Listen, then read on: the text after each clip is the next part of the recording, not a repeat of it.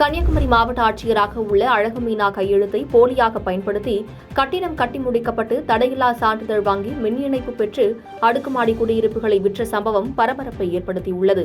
செங்கல்பட்டு மாவட்டம் தாம்பரம் மாநகராட்சியில் காவல் ஆணையராக பதவி வகித்து வந்தவர் IAS அதிகாரி அழகுமீனா.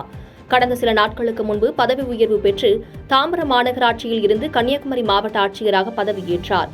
இந்த நிலையில் கடந்த வாரம் IAS அழகுமீனா சேலையூர் காவல் நிலையத்தில் AK பில்டர்ஸ் நிறுவனம் மற்றும் அதன் உரிமையாளர் மீது புகார் ஒன்றை அளித்துள்ளார். அதில் AK பில்டர்ஸ் நிறுவனம் சேலையூர் 46வது வார்டு பகுதியில் அடுக்குமாடி கட்டிடம் ஒன்றை கட்டி முடித்து அதனை விற்பனை செய்துள்ளது. அந்த அடுக்குமாடி கட்டிடத்திற்கு தடையில்லா சான்று வழங்கப்பட்டு மின் இணைப்பை பெற்றுள்ளனர். அதில் தன்னுடைய கையெழுத்தை போலியாக கையொப்பம் இட்டு தடையில்லா சான்றிதழ் வழங்கப்பட்டுள்ளதாக கூறி நிறுவனத்தின் மீது நடவடிக்கை எடுக்க வேண்டும் என அழகுமீனா புகார் அளித்துள்ளார்.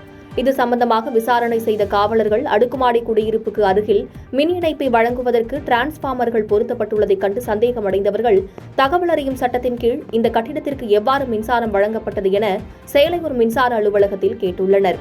அதற்கு மாநகராட்சி சார்பில் தடையில்லா சான்றிதழ் வழங்கப்பட்டுள்ளதால் தான் கட்டிடத்திற்கு மின் இணைப்பு வழங்கியதாக தெரிவித்துள்ளனர். பின்னர் இதுகுறித்து தாம்பரம் மாநகராட்சியில் கட்டிடம் திட்டமிட்டபடி கட்டவில்லை, எப்படி தடையில்லா சான்றிதழ் வழங்கினர் என கேட்டபோது அதனை பார்த்த அழகுமீனா அதிர்ந்து போயுள்ளார். மேலும் இது தன்னுடைய கையெழுத்து இல்லை என்பதை அறிந்த அழகுமீனா போலியாக சித்தரித்து தடையில்லா சான்று வழங்கப்பட்டுள்ளது என்பதை அறிந்து உள்ளார். உடனே AK பில்டர்ஸ் நிறுவனம் மற்றும் உரிமையாளர் மீது சேலையூர் காவல் நிலையத்தில் புகார் அளித்துள்ளார். இது தொடர்பாக சேலையூர் போலீசார் விசாரணை நடத்தி வருகின்றனர்.